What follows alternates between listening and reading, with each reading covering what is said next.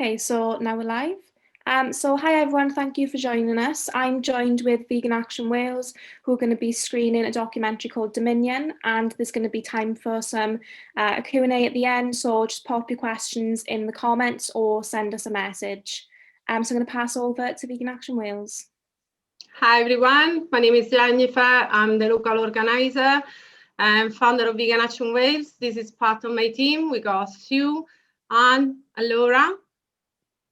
We are an animal rights organization. We mostly active in Swansea and surrounding area.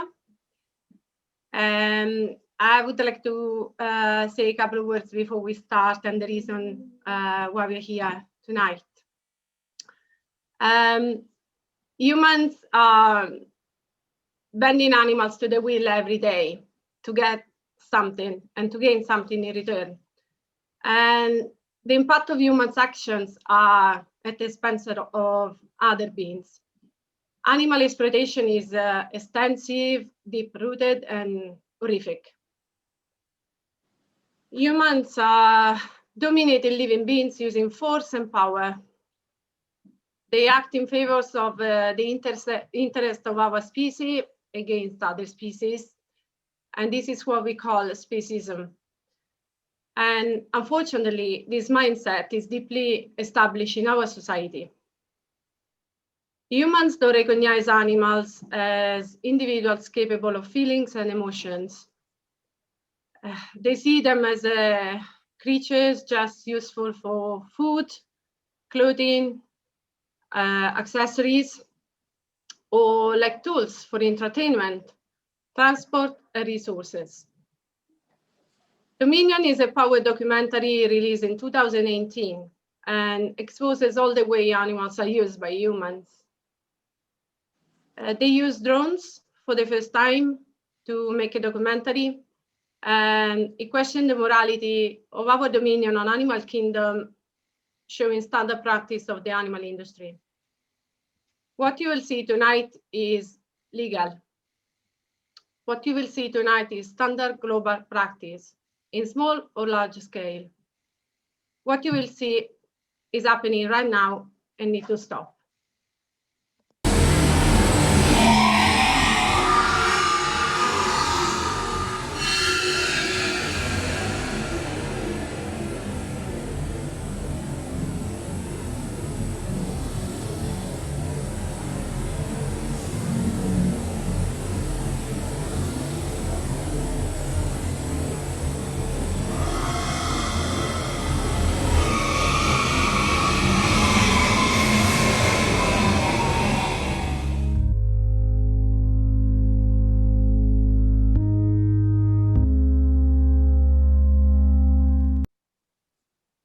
So we're going to do the Q&A now. We haven't had anything come in live, but I know that you have some questions, kind of general questions that have happened in other events from people. So I was wondering if you could kind of go through those. Yes. We do strict activism with different events. We are involved with Anonymous for the Voiceless and the Save Movement. And so when we are on the street, we talk with the public and we show dominion on the street. One of the common questions is, what about free range? So anyone want to answer? What about free range? What's the difference between free range and not? Fatto di fame? Basically, free range is just a con for consumers to make them feel better about themselves. With free range chickens in Dominion, I mean, they had access to the outside, but most of them can't actually get outside. So it's just a label to make consumers feel better, but the production's more humane, when in actuality it isn't. Also, even if animals are, because people obviously say we buy local, we buy from small farms, we got the highest welfare standards, every country claims to have the highest welfare standards. But at the end, even if an animal has been treated well, they all end in the same place. We run vigils to the slaughterhouse, and when the trucks arrive, you can't say if they come from a factory farm or from a local farm.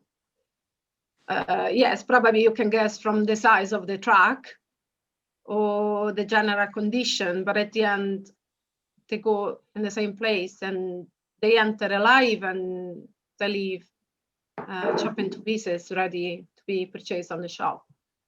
So on a moral baseline, there's no difference really. They have a very, very short lifespan. They are slaughtered at the baby's age, very young age.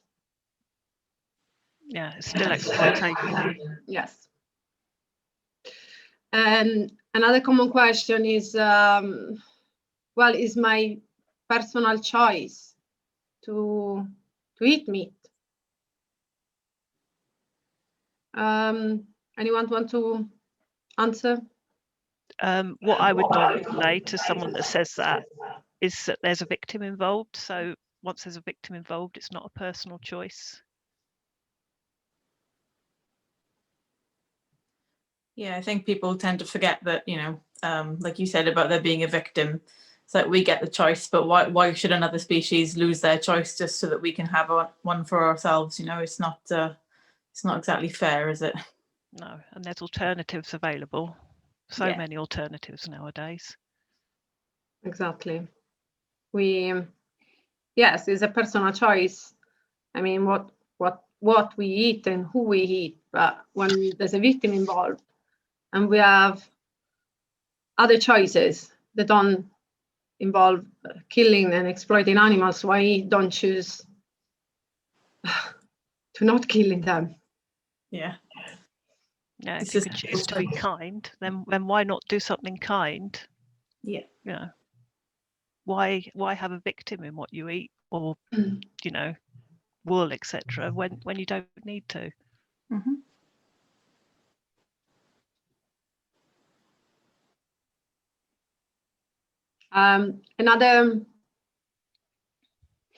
Another interesting debate is usually religion. It doesn't matter what religion they follow, but they claim that God put animals on the planet, on the earth, just to be eaten. I think, Anne, you had recently a debate with someone that claimed that said that to you. Yes, a woman when we were in my stag, wasn't it, that she said it's obviously what was written in the Bible, but that is always a difficult one to answer. But at the same time, there are other options out there, isn't it? You know, just because somebody done it before you doesn't mean to say that it needs to be continued. Mm. I actually spoke to somebody I know who was, I think, I don't know if it was the pastor I used to know or somebody I worked with, and they mentioned something around, it says something in the Bible about, don't like fact check me on this because I'm not sure, I might be wrong, but apparently people were vegetarian up until the whole Noah's Ark incident, and then that's when Jesus apparently said, well, you can eat more animals now because there's less choice, because obviously the world had been destroyed by a flood. So it was kind of a thing of, you know, now that there's a necessity to do it, you can do it. But before that, it wasn't actually seen as something that you needed to do. And same in the Garden of Eden, apparently everybody there was vegan. So if people are trying to come across from a Christian point of view, apparently it's not actually the right way to see it. But again, that's just somebody told me that. I don't actually have the evidence for it. It's just, that's what I've heard from a Christian who is also vegan. So I think it's something worth looking into. And I think, you know, times are different as well. Back in the days when, you know, a lot of these religious texts were written, people were struggling probably with poverty, and maybe they didn't have as much access to food, and maybe back then it was, you know, necessary to kill animals, but it's not anymore. And I'm pretty sure if God was here today, he would rather people choose to be benevolent and try and do something kind rather than kill animals.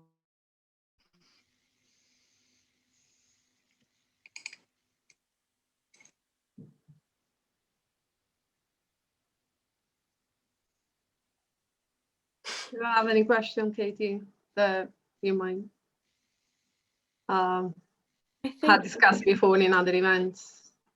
I think one of the questions that's usually brought up is about kind of the size of farming. So some people might not realise how many slaughterhouses are nearby and think that most food in supermarkets might come from the local farmers.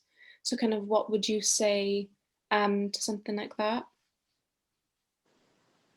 Well, 97% of animals that are slaughtered come from mega farm and intensive farming. So there's also on that small percent, also there's a small percent that is organic or free range. So as we said before, really doesn't matter when they come from. And considering that we are nearly 7 billion of humans, is unrealistic that we can support local farmers rather than factory farms. Factory farms exist because the demand is very high. Also, we need to think that buying from a local farm doesn't really mean they got the highest welfare standard. Over a year ago, we were involved in the rescue of 53 pigs from a Pembrokeshire farm, and that was a local farm. They had other animals like donkeys, and they were breeding dogs, and they literally were convicted.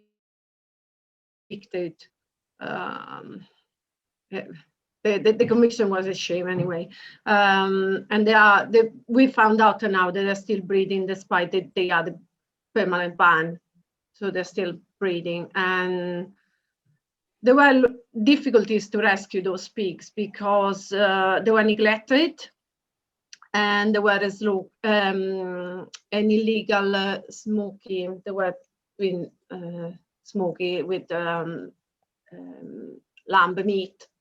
So these pigs ate some flesh. They were infected.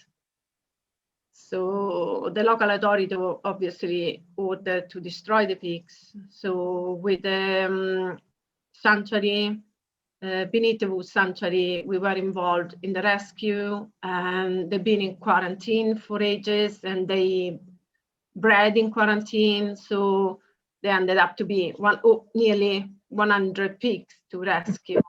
And at the end, they won the case, and now the pigs have been rescued. But obviously, that shows that local farms doesn't mean really doesn't assure that animals are kept well. Yeah, I mean, there's been UK-based documentaries recently. Hogwood is one that came out I think it was last year, and that's basically about intensive pig farming and expose. And there's also Land of Hope and Glory, which is available on YouTube, which shows exclusively British farming, and that's got sections on free range and organic in it as well. So it does happen in the UK. Animal cruelty, extensive farming, etc., just as seen in Dominion there, because some people say, oh, that's all in Australia, it doesn't happen here, but it does. Unfortunately, happens everywhere. Yeah, we get reports from people all the time, don't we? We know people who have jobs that they deliver to farms and stuff, and they've sent us footage of bad conditions and everything. It's constant. It's just when you're in that kind of industry and you're just about making money, you're not really thinking about the welfare of the animals. I mean, if you were, you wouldn't be able to send them to slaughter in the first place. So it's just when you've got that kind of moral or immoral viewpoint, are you really going to be caring for animals if all you care about is money? I don't. People need to realize that anybody in that industry is not going to give a damn about animals, really. So. Also, Animal Justice Project recently exposed a duck farm and a chicken farm So it is happening in UK. And people don't realize that. They say, well, because Dominion has been mainly filmed abroad, that doesn't mean that it's not happening in UK. Yeah, I think that's the thing they do in Dominion. They make a point of saying that it's sort of UK standard and everything else, just to give you the idea that it's across the board. It's not just in Australia or wherever the footage is filmed. I think another thing that's kind of come up during the Veganuary campaign that some students have wondered about is kind of the labelling of like meat and dairy products. So you already said about, like, in the Dominion film, it touches on the kind of free range eggs. But what would you say about kind of the other kind of meat products? How can consumers tell, like, if it's humane or not, kind of thing like that? Well, humane should mean kindness. And so how can you actually humane kill someone that doesn't want to die? There's not such a thing. A humane slaughter is an oxymoron. You got to consider that a way to kill just chicks that are just hatched for the RSPCA. A humanely way is grind the chicks alive. RSPCA approves and call humanely the gas chambers. And we know from the history that gas chambers can't really be defined a humane way to kill someone. So if it's not okay for humans, shouldn't be okay for animals as well. Yeah, exactly. The Nazis learned how to kill the Jews because they looked at slaughterhouses. So, you know, if that's seen as, you know, an awful thing, you know, a massive injustice, then just because they're animals, it doesn't make any difference. You know, they should be considered sentient beings with a right to life. So there's nothing humane about putting loads of any sort of living creature in any sort of massive shed or slaughterhouse or whatever and killing them. There's just nothing humane about that. Yeah, and the RSPCA standards are available on their website if anyone's interested, and they don't believe it happens. I mean, I've read them. They're not. Yeah. Baby piglets are allowed to be killed by pounding against concrete if they're failing to thrive, which basically means just taking them, swinging their head against the concrete and killing them. And that is RSPCA approved. So, you know, people are holding that up as humane when they don't actually know what's involved. So. Yeah, I think it's because RSPCA play all these videos on TV where they're showing people carrying a puppy out of a house, and everyone goes, "Oh, that, you know, they love animals, they care." But then when you actually break it down, they don't care that much at all. I mean, I don't know anybody who's had any good results from reporting anything to the RSPCA. I certainly haven't. Anytime I've seen animal cruelty, they've not done anything. So that label means nothing to me. Like Sue mentioned before, if you check Land of Open Glory on YouTube, there are actually footages from RSPCA approved farms. And you can see there's no difference in raising or killing the animals. I think another thing as well with consumers is the packaging and kind of what are the legalities, you do say, for what kind of people label products. So sometimes they'll say like happy chicken or fresh farm, or kind of they'll use words so that people think that these animals are happy and living a happy life. Is there any kind of legal thing to stop them doing that? Not that I'm aware of. I mean, euphemistic words like happy, how can you prove whether, you know, I believe there was an expose of the happy chicken farm at one point, if anyone cares to find out. They show the advert with them all like jumping on the back of a tractor trailer, and then the expose shows the reality of it. Yeah. Well, it's like there's false advertising in every food, not just meat, you know, everything on the biscuits to everything, you know, the things that are sort of aimed towards children, cereals and stuff. They're always got happy pictures of animals on the front and other things just to try and like appeal to a certain audience. So, until the whole industry changes the way of advertising, you can't get just meat industries alone to tackle it, because it's just how money making works, isn't it? It's just you've got to put the packaging on it that sells the product. I don't see that changing anytime soon. It's just about making people see past the sort of shield that's around all these products, making it look all pretty and happy and easily packaged, which it isn't. So if you target the children as the main consumer, then you have a customer for the entire life, because obviously they get into their habits to eat and they go home. They tell the parents that they've seen this and that advertised, and the parents are going to buy the food.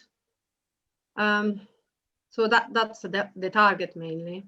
Mhm. Children are the target, and then that's why then we often listen people that say, "Oh, I always eaten that way." Of course, because you've been raised that way, but that doesn't mean you can't change.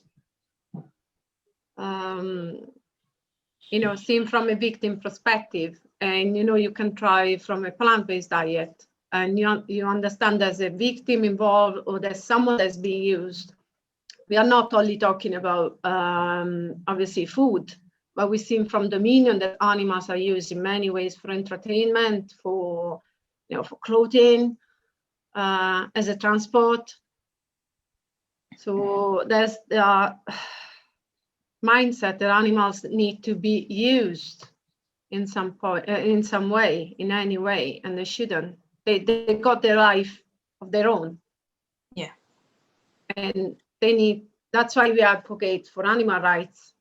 And we hope the people that join the vegan community and also start doing any activism. And activism is not only going subbing and stop fox hunting. There are many ways to do activism. Social media, cookery channel, even art can be activism if you express your views in an art form. Wearing clothing, also what we do, tattoos. Also doing what we do events that are child friendly. We never had any physical confrontation with people.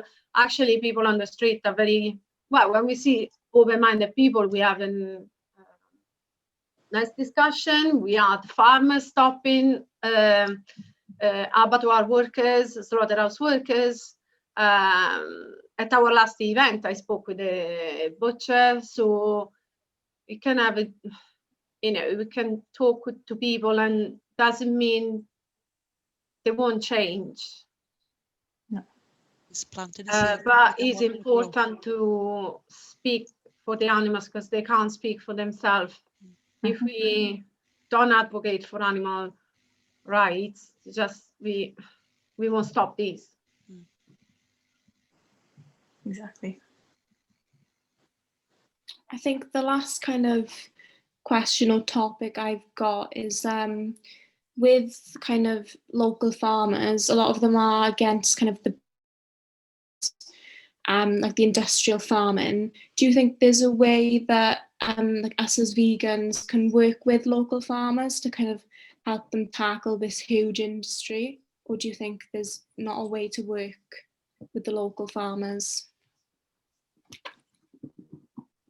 I think it depends on perspective how to change, really, doesn't it? I mean, if they have this view that the only way that they can like have any sort of career is by killing animals, then it's a bit difficult to actually rationalize with them. But if they're open to the idea of trying different ways of farming and broadening their horizons a bit and trying to do more plant-based farming and maybe changing from dairy milk to doing some sort of plant-based milk, then we're all for supporting them. It's just about having those conversations and trying to, make them realize the impact that they're having on the planet and, animals and everything.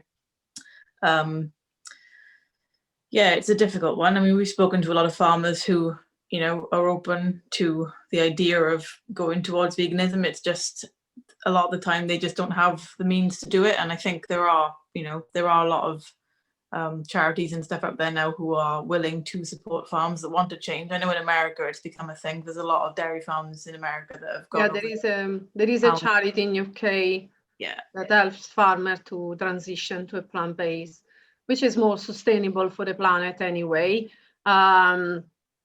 And also, you can tackle human starvation as well, because the 80% of the food raised, grains and soy raised for animal consumption, is grown in places where people are dying for starvation. Yeah. So it's not only an animal matter, but a human matter as well, an environmental problem. So yeah, we have some farmers that follow our page, animal farmers, and they got their mindset and they think they're doing great because they are local farms, but it is a debate with them. And there are farms that have stopped exploiting animals and decided to go plant-based. And there are helps as well, funds. You have to consider that many farms now sustain themselves because they receive gov help and money. So if we help, vegans need to eat as well. We need to eat, just not eat animals. So welcome people that want to change. If you want them to go bankrupt, just grow food. So just to finish off, is there any kind of advice that you'd like to give meat eaters or vegetarians, or anything you'd like to kind of leave with? There's face groups that people can join, like Veganuary, as well as Challenge 22, opportunity to try veganism for 22 days with dietitians and nutritionists on board as well if people got problems, health problems or concerns. It's all officiated. I can't think of my words. But yeah, it's a really good program. Very good. And very popular as well. It is growing month by month. I think it's important people realise that it's nowhere near as hard as it used to be vegan. I think the amount of choice there is now out there is that's not the reason to go vegan, is because it's easier now, but the fact that it's the easiest time to do it means it's the best time to do it, because you can transition now without having to give up loads of different things. You can try. Sorry, the dogs are going crazy tonight because you see her barking all the time. But there's no excuse in this day and age. Now we've got so much variety. We're so like linked to one another with social media. There's so much information out there that you can go and look up the facts on animals. You can learn about what your choices contribute to. And that applies to every facet of life, every kind of injustice in the world. We're at a point now where, as a people, we just need to move forward and just try and better ourselves in every way possible. And veganism is one of the best ways you can do it, because you're basically helping every living creature on the planet. So that's what I would encourage people to do, is just start living, the life that you want to live and make the world a better place. Be kind to all kind. Exactly. And if people need some advice or help, they can always contact us on Vegan Action Wales Facebook page. We can help, we can, address their issues if they got problems. Yeah, we've got all kinds of people in our group, haven't we? I mean, I'm vegan and I don't eat gluten either. I mean, you don't eat a lot of gluten yourself, do you, Jen? So, there are people that, we've got every kind of sort of person who can be vegan in our group. We've got people who go to the gym a lot. We've got people who don't go to the gym at all and just eat junk food. We've got people who have, you know, really strict healthy diets and people who haven't. So, you know, if you come to a group like ours, you know, and join, you don't have to do activism. You can just come and learn. But yeah, we're just a really good community. It's like a big family. So it's just nice. The whole vegan world is. We also have vegan parents. I am a vegan parent, so we got vegan children. So if people got a question about that, we can. And vegan dogs. Vegan dogs. We also have people working with a health board, and you know, nurses and doctors. We got people that do marathons, so they are involved in, you know, gym training, bodybuilding. Yeah, that's really good advice. Thank you. So yeah, like you said, people can check you out on your Facebook page, Vegan Action Wales, and thank you for joining us and running this event. Thank you. Thank you very much. Thank you. Thanks for listening, everyone.